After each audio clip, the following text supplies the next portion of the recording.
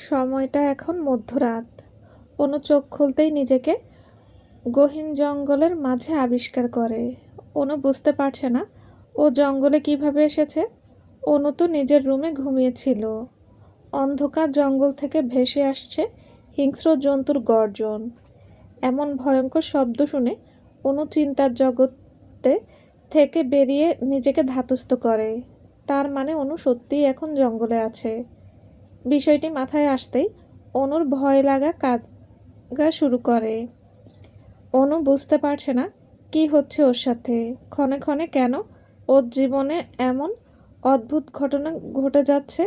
হুট করেই অনুর মনে হলো ও যেখানে আছে সেখানটা ভেজা ভেজা। অনু বিষয়টি দেখার জন্য উঠে বসে। অনু যেখানে শুয়েছিল সে জায়গাটা কেমন যেন এবড়ো থেবড়ো।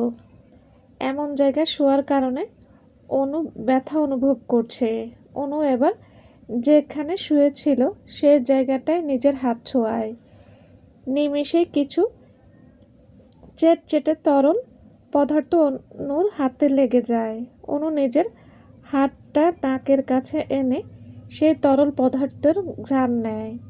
তখনই এক উটকো গন্ধ অনুর নাসারন্ধ্রে বাড়ি খায়।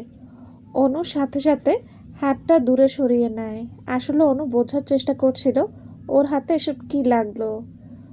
জঙ্গলের মাথা উঁচু করে দাঁড়িয়ে থাকা বৃহদাকার গাছগুলোর ফাঁক ফোকর গলিয়ে কিছু চাঁদের আলো জঙ্গলের ভেতর প্রবেশ করছে। এবার অনু নিজের হাতটা সেই ক্ষীণ আলোর মাঝে নেয়।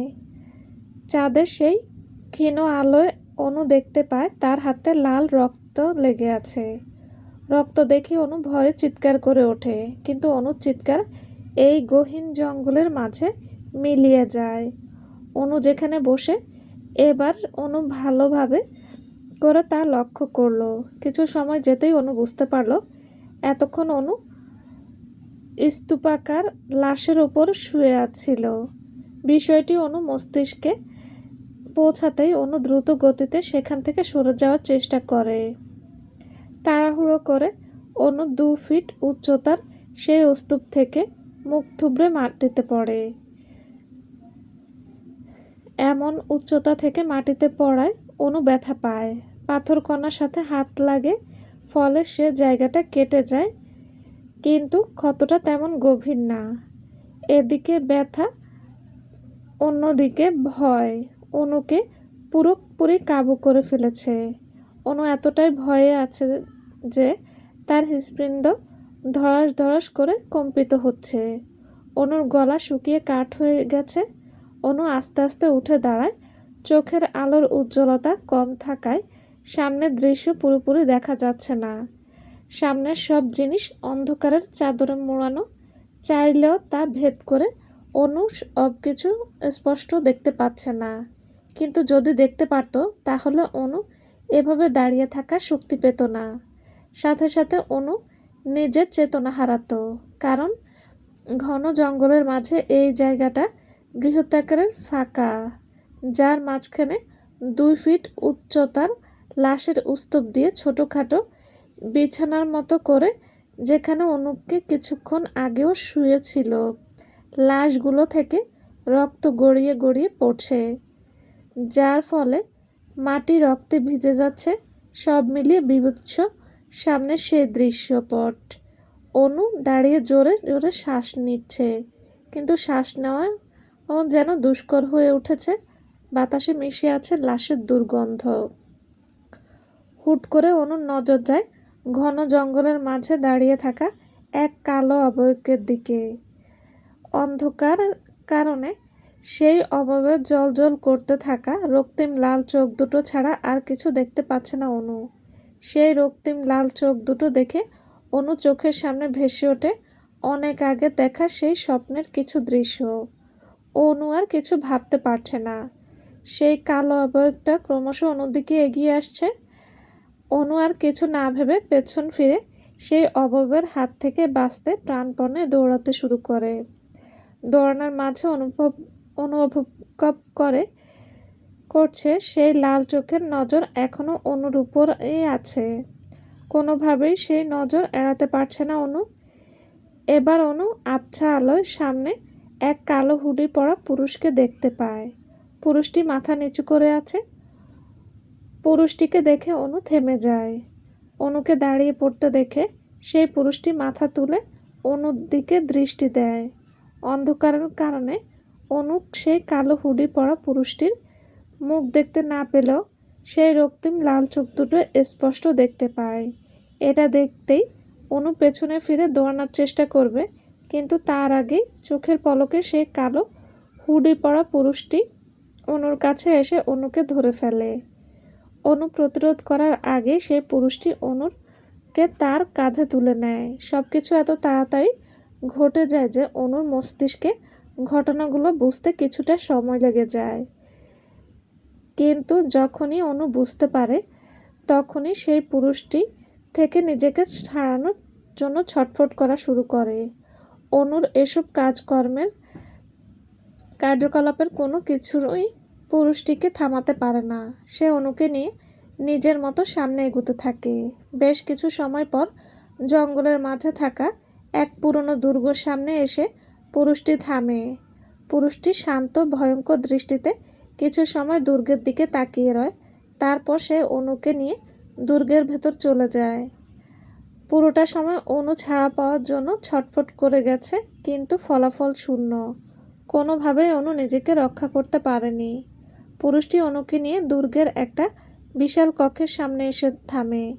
কক্ষের ভেতরে দেওয়ালে টানানো পুরনো আমলের অদ্ভুত দেখতে কিছু রাজা রানীদের পেন্টিং, চারদিকে কিছু বড় বড় শোপিস, আর কক্ষের ঠিক মাঝখানে রাখা আছে একটা বড় কাফিন। এগুলো ছাড়া তেমন কিছুই নেই কক্ষটাতে। সারাটা কক্ষ জুড়ে মাকড়সার জাল আর ধুলো দিয়ে ভরা। পুরুষটি বড় বড় করে কদম ফেলে সামনে এগিয়ে যেতে থাকে। তার প্রতিটি কদমে কক্ষের মেঝেতে থাকা ধুলা উঠছে। পুরুষটি ঠিক কফিনের সামনে এসে থামে। একদিকে এগুলো দেখে অনু আরও ভয় পেয়ে গেছে। ভয়ের দাপটে অনু পুরোপুরি শান্ত হয়ে গেছে। ধুলোর কারণে অনু দম বন্ধ হয়ে আসছে। পুরুষটি নিজের বলিষ্ঠ হাত দিয়ে বিশাল কফিনটা খুলে দেয়। কফিনটা বন্ধ থাকায় ভেতর তেমন ধুলো নেই। কফিনের ভেতর রাজকীয়ভাবে লাল রঙের কাপড় দিয়ে মোড়ানো। পুরুষটি কফিনের দিকে তাকিয়ে বাঁকা হাসে। তারপর অনুকে কাঁধ থেকে নামিয়ে কফিনে শুইয়ে দেয়। অনু সেখান থেকে উঠতে যাবে, তার আগেই পুরুষটি কফিন বন্ধ করে দেয়। অনু প্রাণপণে কফিনটি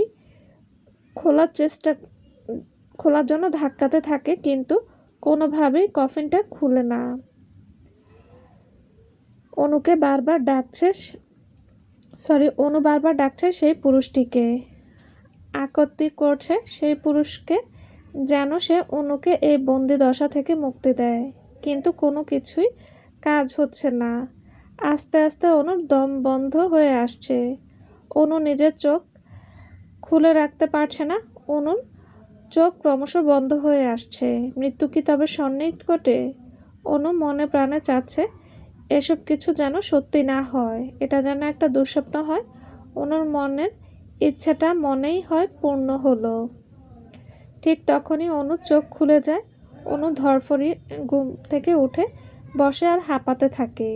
সেই ছোটবেলা থেকে অনু নানান ধরনের দুঃস্বপ্ন দেখে আসছে, কিন্তু আজ এই প্রথম এত ভয়ঙ্কর স্বপ্ন অনু দেখল। অনু তাড়াতাড়ি করে কাঁপা কাঁপা হাতে বিছানার পাশ থেকে পানি নিয়ে ঢকঢক করে পানি পান করে, কিন্তু কিছুতেই অনুর অস্থিরতা কমছে না। ঠিক তখনই কেউ অনুর দরজায় নক করে। নক করার শব্দে অনু ঘাবড়ে যায়। অনু অনেক কষ্টে আতঙ্কিত গলায় জিজ্ঞেস করে, কে? দরজার ওপর পাশ থেকে আরমানের গলা ভেসে আসে, সরি রে কুকি, তোকে এত সকালে জাগাচ্ছি। আজ তো 7:30-এ মিটিং আছে, আর অলরেডি 6:30 বেজে গেছে। আমাদের তো রিসোর্টের উদ্দেশ্যে বেরোতে হবে। তাই অনু কাল রাতের আরমানের কথা মনে পড়ে যায়। অনু নিজেকে যথাসম্ভব শান্ত করে উত্তর দেয়, তুমি টেনশন করো না আরমান ভাই, আমি রেডি হয়ে আসছি। ঠিক আছে, বলেই আরমান চলে যায়। অনু ধীরে সুস্থে বিছানা থেকে উঠে দাঁড়ায়। অনু নিজের জামা কাপড় চেক করে আর মনে মনে ভাবছে, তার মানে আমি এতক্ষণ স্বপ্ন দেখছিলাম। কি ভয়ঙ্কর ছিল সেই স্বপ্ন। সব কিছু কেমন বাস্তবের মতো ছিল। স্বপ্ন তো আমার জামা আর রক্ত লেগেছিল। যদি বাস্তবই হতো তাহলে তো আমার জামায় রক্ত লেগে থাকতো। তার মানে ওসব স্বপ্ন ছিল। এসব নানা ভাবনা মাথায় নিয়ে অনু ওয়াশরুমে চলে যায়। ওয়াশরুমে এসে চেঞ্জ করার সময় অনু লক্ষ্য করে স্বপ্নে হাতের যে জায়গায় অনু আঘাত পেয়েছিল বর্তমানেও অনুর হাতের ঠিক সেই জায়গায় ক্ষত। ক্ষতটা যে সদ্য পাওয়া তা দেখেই বোঝা যাচ্ছে। স্বপ্নের সেই আঘাত বাস্তবে দেখতে পেয়ে অনু আরও ভয় পেয়ে যায়। অনু এখন স্বপ্ন আর বাস্তবের মাঝে পার্থক্য করতে পারছে না। ওই ঘটনাগুলো যদি বাস্তবে হয়ে থাকে তাহলে অনু তার জামা কাপড়ে রক্ত পেল না কেন? আর যদি স্বপ্ন হয়ে থাকে তাহলে এই ক্ষতটা এলো কোথা থেকে? কাল রাতে তো এমন কিছু ছিল না অনুর শরীরে। কী হচ্ছে অনুর সাথে? অনু আরও গভীরভাবে চিন্তা করবে তার আগেই আরমানের ডাক পড়ে। আপাতত অনু সেসব চিন্তাভাবনাকে দূরে সরিয়ে রেডি হয়ে বসার রুমে আসে। অনুকে দেখেই আরমান বলে, তাড়াতাড়ি চলো কুকি, ব্রেকফাস্ট রিসোর্টে গিয়ে করে নেব না হয়। অনুও মাথা নিয়ে সম্মতি জানিয়ে আর আরমানের সাথে বেরিয়ে পড়ে। অনু, আরমান সহ আরও অনেক ক্যান্ডিডেট রিসোর্টের রুমে বসে অপেক্ষা করছে। আলাদা আরেক রুমে একজন একজন করে তাদের কোম্পানির প্রেজেন্টেশন প্রদর্শন করার জন্য যাচ্ছে, আর বাকিদের এখানে বসার ব্যবস্থা করা হয়েছে। অনু আরমান এর সাথে তাদের আরেক কর্মী নিয়েও এসেছে। নিয়া ঘুমে ঢুলুঢুলু করছে আর অনু তাকে খোঁচা দিয়ে বারবার জাগিয়ে দিচ্ছে। তিনজন পরে আরমানদের ডাকা হয়। আরমান রিল্যাক্সড হওয়ার জন্য জোরে শ্বাস ছাড়ে। আরমানকে একটু নার্ভাস দেখে অনু মুচকি হেসে বলে, বড় বড় ইভেন্ট হাতের তুড়িতে তুমি ম্যানেজ করেছো, আর এটা ছোট একটা মিটিং। আরমান ভাই, তুমি দেখে নিও, এই ডিলটা আমরাই পাবো, তুমি টেনশন নিও না। অনুর প্রেরণায় আরমান কিছুটা আত্মবিশ্বাস ফিরে পায়। আরমান স্মিত হেসে সামনে এগিয়ে যায়। আরমানের পেছন পেছন অনুও নিয়েও যায়। আরমান গিয়ে দরজার সামনে দাঁড়িয়ে পড়ে। অনু আর নিয়াও আরমানের পেছনে দাঁড়িয়ে পড়ে থাকে।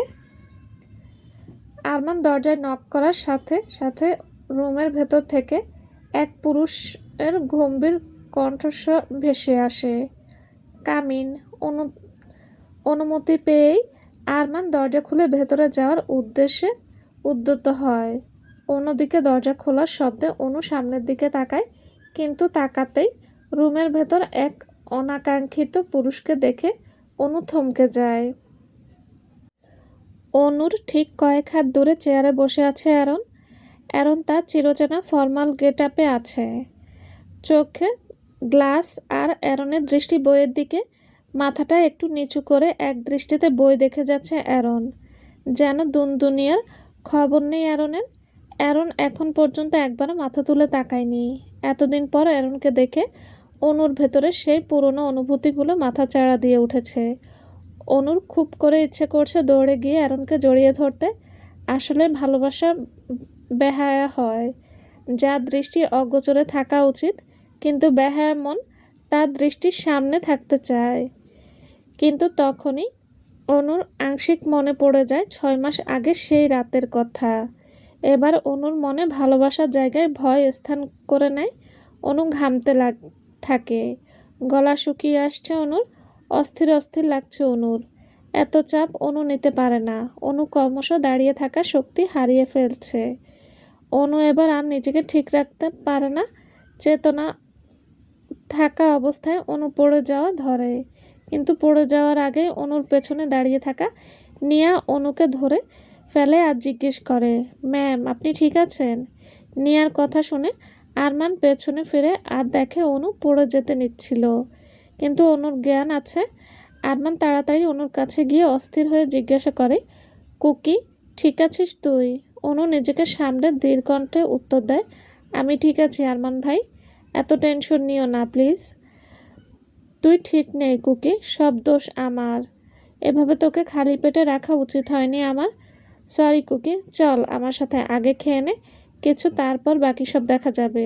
দরজার সামনে ঘটা এমন হট্টগোলে অ্যারন বিরক্ত হয়ে বইটা রেখে সেদিকে নিজের দৃষ্টি দেয়। অনুকে ঘিরে আরমান থাকায় অ্যারন অনুকে দেখতে পায় না। অ্যারন বিরক্ত নিয়ে গম্ভীর গলায় জিজ্ঞেস করে, কি হচ্ছে এখানে? অ্যারনের এমন গম্ভীর কণ্ঠে অনু কেঁপে ওঠে। ভয়ে অনুর হাট লাফাচ্ছে। তাহলে কি আজ অনু ধরা পড়ে যাবে? আরমান অ্যারনের দিকে ফিরে আর অনুরোধের সুরে বলে, আসলে কুকি মানে আমার পার্টনার একটু অসুস্থ হয়ে পড়েছে, আমরা না হয় একটু পরে আসি স্যার। অ্যারন গম্ভীর গলায় জবাব দেয়, অসুস্থ থাকলে এখানে এসেছে কেন? বাড়িতে রেখে আসতেন, নাকি আমার রিসোর্টে নাট্যমঞ্চ পেয়েছেন উনি যে এখানে এসে এমন থার্ড ক্লাস ড্রামা করে দিয়েছেন? ড্রামা বাসায় গিয়ে করতে বলবেন ওনাকে। আর ডিল পেতে চাইলে এখনই প্রেজেন্টেশন শো করতে হবে। অ্যারনের এমন কঠোর ব্যবহারে আরমান অনুর দিকে অসহায় চোখে তাকায়। অনু ঠিক বুঝতে পারছে আরমানের কষ্ট। অনু ধীর কণ্ঠে আরমানকে বলে, তুমি যাও প্লিজ আরমান ভাইয়া, আমি ঠিক আছি, আমার সাথে নিয়াকে নিয়ে যাচ্ছি, তুমি প্রেজেন্টেশনটা দেখিয়ে আসো, এতটুকু সময় কিছু হবে না আমার, তুমি যাও প্লিজ। বলেই অনু নিয়াকে নিয়ে তাড়াতাড়ি ওখান থেকে সরে যায়। আর আরমান অনু যাওয়ার দিকে অসহায় চোখে তাকিয়ে থাকে। তারপর আরমান নিজেকে ঠিক করে ভেতরে ঢুকে পড়ে। অন্যদিকে অনু রিসেপশনে এসে পড়ে। নিয়া এখনও অনুকে ধরে আছে। অনু নিয়ার থেকে নিজেকে ছাড়িয়ে নিয়ে নিয়াকে ধন্যবাদ দেয় আর বলে, আমি বাসায় যাব, এখানে ভালো লাগছে না। কিন্তু আপনার এই অবস্থায় একা একা বাসায় যাবেন কিভাবে? আর আরমান স্যারকে তো জানানো হয়নি। তুমি চিন্তা করো না, আমি পারবো যেতে, তুমি এখানেই থাকো। আরমান ভাই আসলে একটু কষ্ট করে বলে দিও আমি বাসায় চলে গেছি। বলেই অনু আস্তে আস্তে রিসোর্টের বাইরে চলে যায়। নিয়াও আর কথা বলার সুযোগ পায় না, আর ওভাবেই দাঁড়িয়ে থাকে। সকাল হওয়ার দরুন এখনও রাস্তায় তেমন মানুষজনের আনাগোনা নেই। ফাঁকা রাস্তার পাশে থাকা ফুটপাত দিয়ে অনু ধীর পায়ে সামনে এগিয়ে যাচ্ছে অনু। তার চোখে অশ্রু। অনু বারবার চোখ মুছে অশ্রু আড়াল করার বৃথা চেষ্টা করছে, কিন্তু অবাধ্য অশ্রু। অনুর কথা মানলে তো। অনু বুঝতে পারছে না ভাগ্য কেন সবসময় তার বিপরীতে থাকে।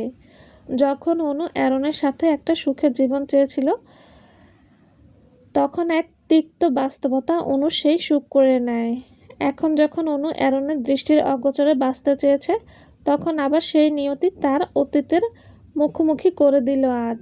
ভালোবাসায় কেন এত অসহ্য যন্ত্রণা? অনু না পারছে ধরতে, না পারছে ছাড়তে। কি করবে অনু? হুট করেই অনুর মাথায় আসে, আচ্ছা অ্যারন স্যার কি আমাকে খুঁজতে খুঁজতে এখানে এসেছে? কিন্তু আরমান ভাই যে বলছিল ফেমাস আইকনের বিয়ের ফাংশন ম্যানেজমেন্টের প্রজেক্ট, তার মানে এই ফেমাস আইকনই হচ্ছে অ্যারন কার্লেন। অ্যারন স্যার কি তাহলে রোজকে অবশেষে বিয়ে করে নিচ্ছে?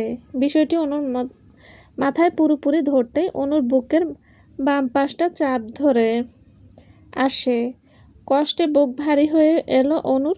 অনুও তৎক্ষণাৎ দাঁড়িয়ে পড়ে। এবার অনু শব্দ করে কেঁদে উঠল। কাঁদতে কাঁদতে অনু সেখানেই বসে পড়ল। সকাল হওয়ায় রাস্তায় তেমন মানুষ নেই। মানুষ থাকলে হয়তো অনুকে এই অবস্থায় দেখলে তারা অবাক হতো নিশ্চয়ই। প্রথমে কিভাবে ভাবলাম আমি অ্যারন স্যার আমাকে খুঁজতে এখানে আসবে? স্যার তো সেই আগে থেকেই রোজকে পছন্দ করে এসেছে, হয়তো ভালোবাসে। আমাকে তো শুধু করুণা করে বিয়ে করেছিল। উনি জানতেন যে এমন অ্যাক্সিডেন্টের পর হয়তো আমি আর আগের মতো সুস্থভাবে জীবনযাপন করতে পারবো না। তার জন্য নিজের পছন্দের মানুষকে ছেড়ে আমার ভবিষ্যতের কথা চিন্তা করে আমাকে বিয়ে করেছিল। না না, এভাবে ভেঙে পড়লে চলবে না। আমি তো ওনার জীবন থেকে সরে গেছি। ওনার সামনে এসে আর কোনো জটিলতা তৈরি করব না। আমরা কখনো এক হতে পারবো না। মনে মনে ভেবেই অনু নিজের চোখ মুছে উঠে দাঁড়ায় আর বাসার উদ্দেশ্যে রওনা হয়। অন্যদিকে আরমান হন্তদন্ত হয়ে বাসায় ঢুকে অনুর খোঁজ শুরু করে। নিজের ইচ্ছার বিরুদ্ধে আজকে এই প্রেজেন্টেশনটা অ্যাটেন্ড করেছে আরমান, কিন্তু আরমানের মন পড়েছিল অন্যদিকে। কোনোভাবে মিটিং শেষ করেই আরমান বেরিয়ে পড়ে আর অনুর খোঁজ করে। কিন্তু অনুকে আরমান না পেয়ে যখন অস্থির হয় তখন নিয়া জানায় অনু বাসায় চলে গেছে। নিয়ার কথা শুনে আরমান তাড়াতাড়ি বাসায় চলে আসে। বর্তমানে আরমান খাবারের প্লেট নিয়ে অনুর রুমের সামনে দাঁড়িয়ে আছে। আরমান অনুর দরজায় নক করে। কিছুক্ষণের মাঝে অনু দরজা খুলে দেয়। অনু দরজা খুলতেই আরমান ভেতরে ঢুকে আর বলে, কিরে, বাসায় এসে খাসনি কেন? আর তোর চোখ মুখ ফোলা কেন? আসলে ঘুম পাচ্ছিল যে, না খেয়ে শুয়ে পড়ি। তুমি তো জানোই ঘুম পুরো না হলে আমার ভালো লাগে না। বুঝলাম। আচ্ছা, এখন খেয়ে নে। নিজে খেতে পারবি নাকি আমি খাইয়ে দেব? আরমানের কথায় অনু চোখ বড় বড় করে তাকায় আর মাথার নাড়ে নাক বোঝায়। অনুকে এমন দেখে আরমান মুচকি হাসে আর বলে, ঠিক আছে, চল খেয়ে নে এখন। অনু হাত ধুয়ে খেতে বসে আর আরমান বিছানায় গিয়ে বসে অনুকে দেখতে দেখতে থাকে। আরমান ভেবে পায় না একটা পিচ্চি মেয়ে এত কিউট হয় কিভাবে। অনুকে পিচ্চি বলার কারণ হচ্ছে অষ্টাদশী অনুর থেকে আরমান গুনে গুনে 8 বছরের বড়। অনু খাওয়া শেষ করে এসে আরমানকে জিজ্ঞেস করে, ডিলটার কি খবর আরমান ভাই? কে পেল? আরমান দীর্ঘশ্বাস ছেড়ে বলল, আমাদের প্রেজেন্টেশন তাদের পছন্দ হয়েছে, কিন্তু তারা এখনও আমাদের কনফার্ম করেনি। তারা আগে ডিজাইন আর প্রেজেন্টেশন আইডিয়া যার ছিল তার সাথে দেখা করে কথা বলতে চাচ্ছেন, তারপর কনফার্ম করবে বলছে। আর এই জিনিসগুলো তুই হ্যান্ডেল করিস, তাই তারা তোর সাথে দেখা করতে চায়। কিন্তু আরমানের কথায় অনু চিন্তায় পড়ে যায়। অ্যারন অনুর কথা জেনে যায়নি তখনই। না, অ্যারন এখনও কিছু জানা নেই। যদি জানতো তাহলে এভাবে স্বাভাবিক আচরণ করতো না। এটা অনু ভালো করেই জানে। অনু চিন্তা নিয়ে আরমানকে জিজ্ঞেস করে, কিন্তু কি আরমান ভাই, ওরা আজকে বিকেলের মধ্যে তোর সাথে কথা বলতে চাচ্ছেন। যদি আজকের মধ্যে আমরা রেসপন্স না করি তাহলে এই ফাংশনের দায়িত্ব অন্য কাউকে দিবে তারা। মন খারাপ করে আরমান বলে।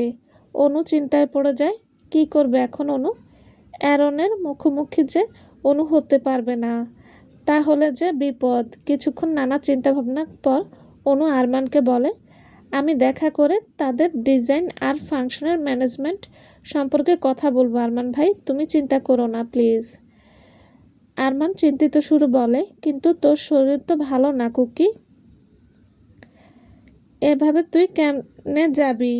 না, আমি ঠিক আছি আরমান ভাই, আর বিকেলের মধ্যে অনেকটাই ভালো হয়ে যাব।